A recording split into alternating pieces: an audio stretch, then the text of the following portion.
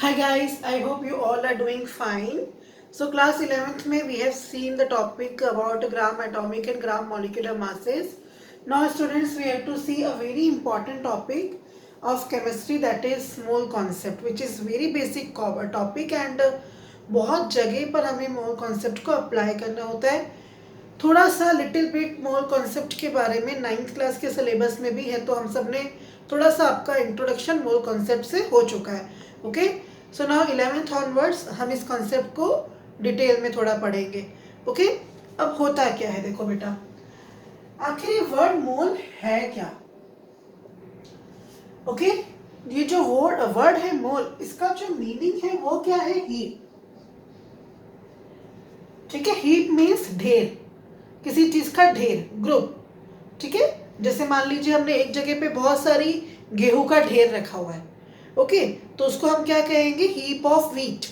Okay, तो मोल भी क्या है, हीप है. और किसका हीप है, हीप ऑफ एटम्स और मॉलिक्यूल्स और आयंस. ओके, तो अब होता क्या है मोल, और हमने ये जो मोल है किसके बराबर माना है. ओके, इसको हम बहुत सिंपल तरीके से समझ सकते हैं बेटा. फॉर एग्जाम्पल, जैसे अगर मैं कोई भी चीज 12 की क्वांटिटी में लेकर आते हैं, ठीक है, अगर हम कोई भी चीज 12 के नंबर्स में लाते हैं, जैसे मार्केट से हम लाते हैं कई बार कि 12 हम मैंगोस लेकर आए हैं या 12 हम बनानास लेकर आए हैं, तो हम क्या कहते हैं कि हमने कितनी चीज लाया, 1 डजन. ओके, हम लोग कितनी चीज लेकर आए हैं, 1 डजन चीज हमने परचेज की है.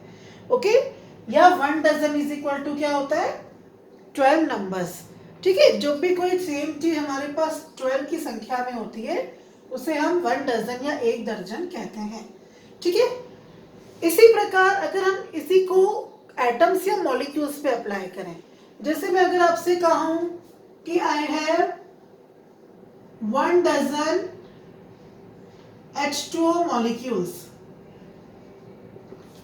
तो आप फटाफट से क्या कह दोगे कि मैम आपके पास कितने H2O मॉलिक्यूल्स हैं, 12. करेक्ट, क्योंकि 1 डजन के लिए 12 हमने एक फिक्स नंबर रखा हुआ है कि अगर कोई भी चीज हमारे पास 12 के नंबर्स में होगी तो उसे हम 1 डजन कह देंगे, उसको हम 1 डजन की क्वांटिटी मान लेंगे. ओके, सिमिलरली 1 मोल क्या होता है, मोल जो कि हम हमारे जो माइक्रोस्कोपिक पार्टिकल्स है, एटम्स और मॉलिक्यूल्स पे अप्लाई करते हैं. अगर हमने कहा कि 1 मोल अगर हमारे पास कोई भी चीज है तो वो कितने नंबर्स में होगी, 6.022 इंटू 10⁻⁻23. ये जो हमारा नंबर है, ठीक है, इस नंबर को हमने क्या कह दिया है, 1 मोल. ठीक है, जैसे 12 is equal to 1 dozen, 20 is equal to 1 score होता है. ठीक है, उसी तरीके से ये जो हमारा नंबर है, which is a huge number of course, 6.022 into 10⁻23. इस नंबर में अगर हमारे पास कोई भी सब्सटेंस है, मतलब कोई भी सेम तरह के एटम्स हैं या हमारे पास सेम तरह के कोई मॉलिक्यूल्स हैं, तो हम क्या कह देंगे कि हमारे पास 1 मोल है. ठीक है, हमारे पास उस सब्सटेंस का, उस एलिमेंट का या उस कंपाउंड का 1 मोल क्वांटिटी है. ओके, इतने सारे पार्टिकल्स के ग्रुप को हम 1 मोल बोलेंगे. Okay, that is known as 1 mole. तो अब ये जो नंबर है, it is very important number. Okay, इसको एक स्पेशल कांस्टेंट माना गया है which is known as Avogadro's number और एवोगैड्रोस कांस्टेंट. तो यही नंबर चूज क्यों किया, कहाँ से किया, बिकॉज और भी कोई दूसरा नंबर यूज किया जा सकता था. ठीक है, सिंपलर नंबर हो सकता था कुछ इससे, but this is known as Avogadro's number. और अभी हम देखते हैं कि ये कहाँ से आया. ओके, किस एलिमेंट को रेफरेंस मानकर हमने ये जो नंबर है जिसे हम 1 मोल कहते हैं, ये हमने फाइंड आउट किया है, या वहां से हमने इसको एक्सेप्ट किया है. So let us see about that. So students, कहाँ से आया है ये नंबर, ये नंबर के लिए हमने फिर से हमारा जो रेफरेंस है वो लिया है C12 आइसोटॉप। ठीक है, C12 आइसोटॉप से ही 1 मोल का ये जो नंबर है निकला है। ओके, C12 आइसोटॉप कितना, 12 ग्राम, जो कि एग्जैक्टली कार्बन के ग्राम एटॉमिक मास के बराबर है। ओके, मतलब हमें कार्बन लेना है, प्योर फॉर्म लेना है C12 आइसोटॉप का, किसी भी फॉर्म में ले सकते हैं, ग्रेफाइट के फॉर्म में या कार्बन के किसी भी एलोट्रॉप के फॉर्म में हम इसे ले सकते हैं, लेकिन कितना लेना है, 12 ग्राम। ओके, उस 12 ग्राम कार्बन के अंदर इतने पार्टिकल्स होते हैं, 6.022 इंटू 10 की पावर 23 कार्बन एटम्स।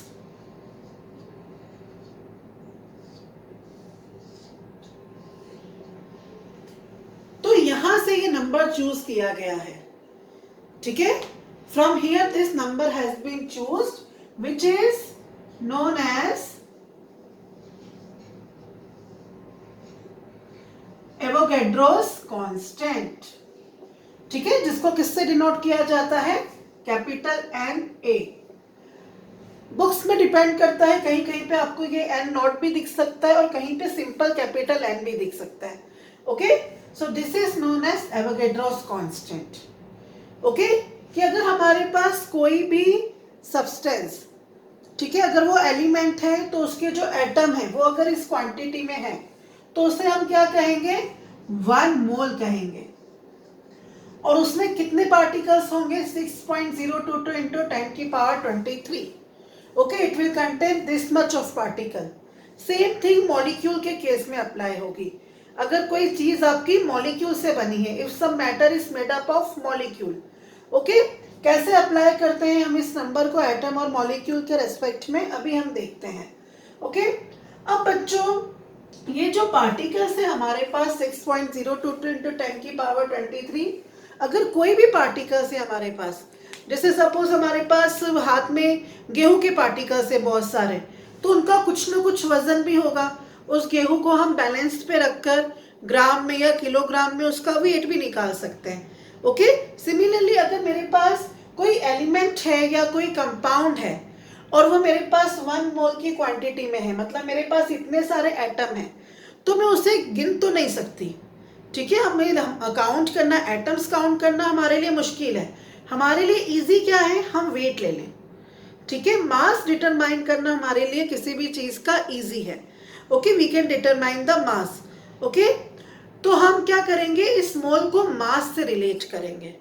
ओके, कि अगर हमारे पास कोई भी चीज 1 मोल के बराबर होती है, मीन्स उसमें एवोगैड्रोस नंबर के बराबर जो पार्टिकल्स होते हैं उनका मास कितना होता होगा, उनका वेट कितना होता है। ओके, तो अभी हमको जो मोस्ट इंपॉर्टेंट पढ़ना है वो ये पढ़ना है, मोल्स का रिलेशन किसके साथ, मास के साथ। तो how mole is related to mass and gram atomic और molecular mass, let's see, that is very important. So students, actually क्या होता है, सपोज मैं किसी एटम की बात कर रही हूं, I have 1 mole sodium atoms. ठीक है, मैं आपसे कह रही हूं कि हमारे पास 1 मोल सोडियम एटम्स हैं, तो उस 1 मोल सोडियम एटम में पार्टिकल्स कितने होंगे, आपके एवोगैड्रोस नंबर के बराबर।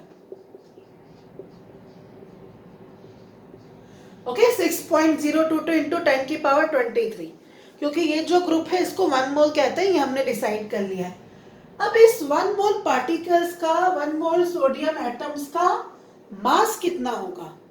ठीक है, तो बच्चों कोई भी अगर हमारे पास एलिमेंट है और वो एटम से बना है और अगर वो आपके पास 1 मोल की क्वांटिटी में है, तो उसका जो मास ग्राम में एग्जैक्टली उसके ग्राम एटॉमिक मास के बराबर ही होगा। For example, gram atomic mass of sodium is 23। Okay, अगर आपके पास 1 मोल सोडियम के एटम्स हैं तो आपके पास 23 ग्राम सोडियम होगा। Which is equal to gram atomic mass of sodium. ठीक है, मतलब कोई भी चीज हो, कोई भी एटम हो, अगर वो आपके पास 1 मोल है या वो आपके पास एवोगेड्रोस नंबर की क्वांटिटी में है, तो उसका जो वेट है वो ग्राम एटॉमिक वेट के बराबर ही होगा। ओके, और एग्जांपल देख लेते हैं हम यहाँ पे। जैसे फॉर एग्जांपल मेरे पास है 1 मोल सल्फर एटम्स। ओके, सो 1 मोल सल्फर एटम्स, उसमें सल्फर के कितने एटम्स होंगे? 6.022 इंटू 10 की पावर 23। ओके, और ये जो अपने पास एटम्स है या मेरे पास जो 1 मोल सल्फर एटम है, इनका मास कितना होगा? The mass will be exactly equal to the gram atomic mass of sulphur, जो कि क्या होता है 32 ग्राम। ये जो मासेस है बच्चों, इसमें कोई ऐसा प्रॉब्लम वाली बात नहीं है, प्रैक्टिस के साथ आपको ये मास याद होते जाते हैं। ओके, ये हमें कॉमन एलिमेंट्स के मासेस विद प्रैक्टिस लर्न होते जाते हैं।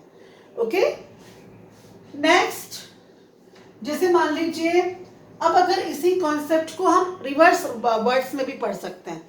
जैसे मैंने आपसे कहा कि you are having 24 gram magnesium.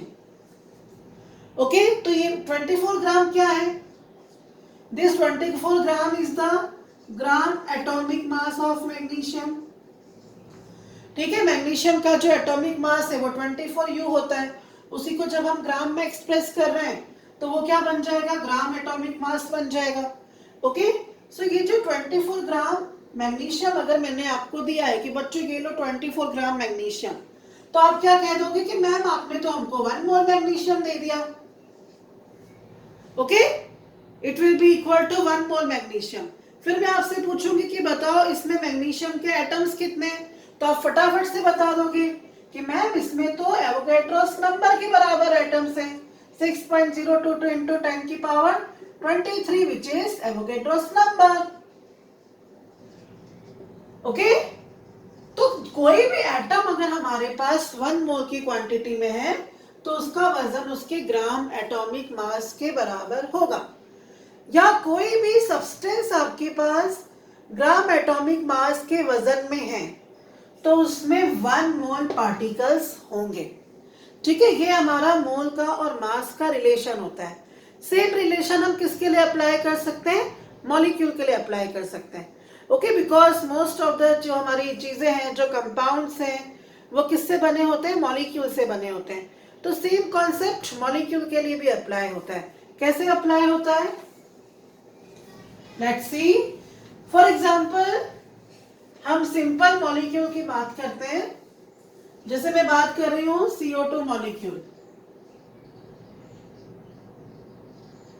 Okay, we are talking about what? CO2 molecule के बारे में हम बात कर रहे हैं। तो अगर मैंने आपको कहा कि we are having 1 mole CO2 molecule, okay, molecules, तो आप क्या कहोगे? 6.022 इंटू 10 की पावर 23 मॉलिक्यूल्स। क्योंकि CO2 का मॉलिक्यूल अपने आप में एक यूनिट है, वो अपने आप में कार्बन डाइऑक्साइड गैस का कंस्टिट्यूएंट पार्टिकल है। Okay, so it will be equal to 6.022 into 10 की power 23 molecules which is equal to 1 mole. ठीक है, which is equal to, we can say that is the 44 gram, okay, which is the gram molecular mass of CO2, जो कि CO2 का क्या होता है? ग्राम molecular mass होता है। Okay, which is equal to the gram molecular mass of CO2।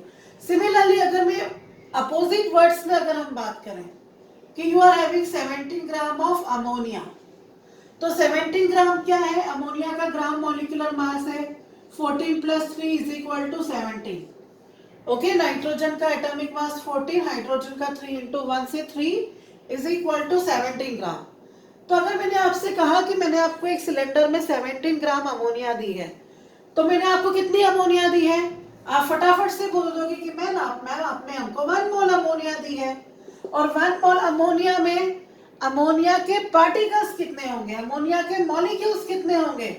They will be equal to Avogadro's number 6.022 into 10⁻³ तो same concept molecule के केस में अप्लाई होता है, ठीक है।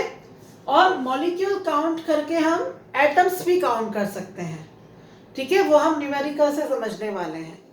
Same thing we can apply for the ionic compounds, ठीक है। For example मैंने आपसे कहा कि we are having 1 mole formula units of NaCl, ठीक है। तो आप क्या कहोगे, we are having 6.022 into 10⁻23 units of NaCl and it will be equal to the formula mass of NaCl. So what will be the formula mass of NaCl? 23 plus 35.5 is equal to 58.5 gram. Okay, sodium का atomic मास 23 होता है और chlorine का अपना 35.5, दोनों को add करेंगे तो आ जाएगा 58.5 which is equal to the gram molecular mass of और gram formula mass of NaCl, ठीक है। तो ये हमारा कोई भी जो चीज के ग्राम मासेस होते हैं उसमें 1 मोल के बराबर क्वांटिटी होती है, okay, it is equal to the 1 mole quantity, okay. मतलब अगर आपको किसी भी चीज का मास अगर पता है तो आप उसमें कितने मोल्स हैं और उसमें उस पर्टिकुलर चीज के कितने पार्टिकल्स हैं, चाहे वो एटम से बना है चाहे वो मॉलिक्यूल से बना है, आप वो इजीली कैलकुलेट कर सकते हो, ओके। तो वो जो कैलकुलेशन है, सो मेनी न्यूमेरिकल प्रॉब्लम्स हम अपनी क्लास में अब 2-3 क्लासेस हमारी मोल के न्यूमेरिकल्स में जाने वाली हैं, ठीक है। बहुत सारे मोल्स के न्यूमेरिकल इजी टू डिफिकल्ट हम सॉल्व करेंगे, ओके। अब इस चीज को हम अप्लाई करते हैं वॉल्यूम के साथ, ओके, बिकॉज जब हम गैस की बात करते हैं तो हमारे लिए वॉल्यूम एक बहुत इंपॉर्टेंट पैरामीटर हो जाता है, okay. So let us apply the same concept for volume, ठीक है। कि अगर हमें वॉल्यूम के केस में अगर इस मोल कॉन्सेप्ट को अप्लाई करना हो तो मोल और वॉल्यूम का आपस में क्या रिलेशन होता है, let us C, okay.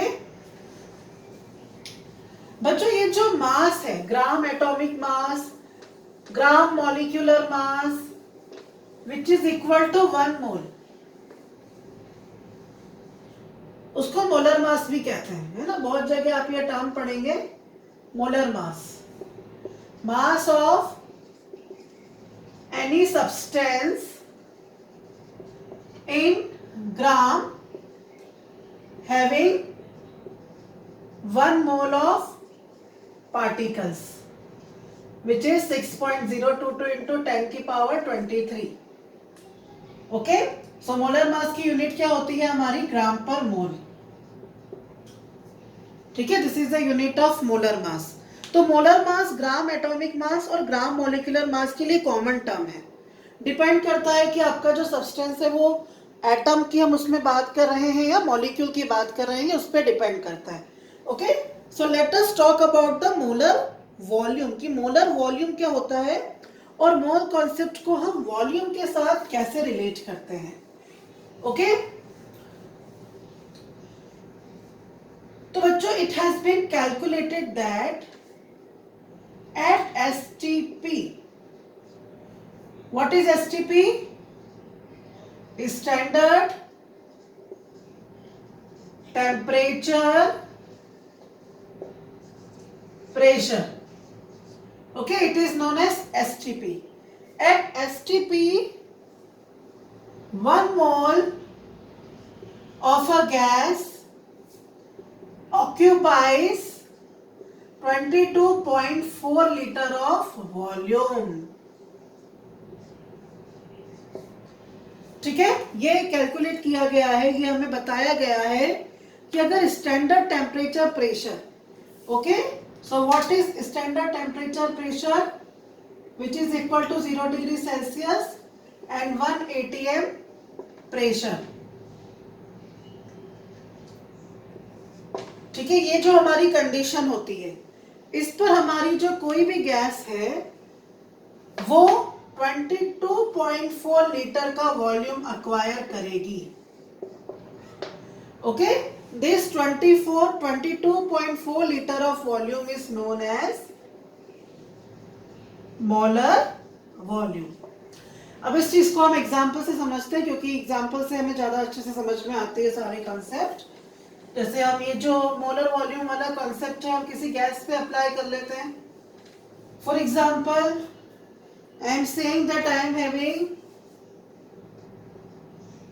at STP I am having 1 mole oxygen gas. Okay, मेरे पास ऑक्सीजन गैस है, कितनी है? 1 मोल है। तो जो मास और पार्टिकल्स वाला रिलेशन है वो भी हम यहाँ लगा सकते हैं। तो 1 मोल ऑक्सीजन गैस किसके बराबर होगी हमारी? 32 ग्राम। ओके, बिकॉज O2 का जो मॉलिक्यूलर मास है वो 60 इंटू सा कितना आएगा? 32 आ जाएगा हमारा। And which will be equal to what? Avogadro's number 6.022 into 10 की power 23 and which will be equal to 22.4 litre. मतलब अगर मेरे पास STP पर 1 मोल ऑक्सीजन गैस है तो उसका जो वॉल्यूम है वो किसके बराबर होगा? 22.4 लीटर के बराबर। ठीक है, मेरे पास उसका वॉल्यूम कितना होगा? 22.4 लीटर। अब इसी वर्ड को हम रिवर्स में भी समझ सकते हैं। इसी कंसेप्ट को we can understand in reverse. Reverse में हम कैसे समझ सकते हैं? सपोज मैं आपको कह रही हूं कि at STP I am having 22.4 litre of any gas. For example I am having CO2। Okay, I am having carbon dioxide gas. तो अब मैं आपसे पूछूंगी कि इस 22.4 लीटर CO2 में CO2 के कितने मोल्स हैं? तो आप फटाफट से कह दोगे कि मैम 1 मोल। ठीक है, मतलब हम क्या कह सकते हैं? STP पर कोई भी गैस 1 मोल हो तो 22.4 लीटर वॉल्यूम अक्वायर करती है। Okay, so this 22.4 liter is known as what? Molar volume. Okay, it is known as the molar volume of the gases. Okay, so with the help of this relation हम मोल की मदद से gas की volume की calculation भी कर सकते हैं। और अगर आपको गैस की वॉल्यूम पता है तो आप गैस के मोल्स और उसके पार्टिकल्स जो हैं एवोगैड्रोस नंबर के अकॉर्डिंग आप उसकी कैलकुलेशन की हेल्प से निकाल सकते हैं। सो बच्चों, बहुत सारे न्यूमेरिकल प्रॉब्लम्स है जो मोल कॉन्सेप्ट के होते हैं। कुछ आपके NCERT से रिलेटेड है और कुछ हाई ऑर्डर थिंकिंग स्किल्स के होते हैं, कुछ काफ़ी हाई लेवल के होते हैं। तो अगले 2 या 3 वीडियोस में हम मोल के न्यूमेरिकल प्रॉब्लम्स कैसे सॉल्व करने हैं आपको, और मोल से रिलेटेड कौन कौन से फॉर्मूलाज हमें हमारे दिमाग में बिल्कुल इस तरीके से हमें उनको लर्न करना है और समझ जाना है कि कभी भी कोई पूछे तो हम बता सकें।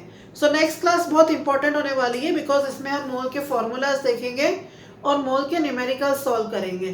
तो नेक्स्ट क्लास में मैं NCERT के इजी कंसेप्ट के न्यूमेरिकल्स लेने वाली हूँ। फिर उसके आगे के वीडियोस में हम जो थोड़े डिफिकल्ट और हाई लेवल के न्यूमेरिकल प्रॉब्लम्स को सॉल्व करेंगे।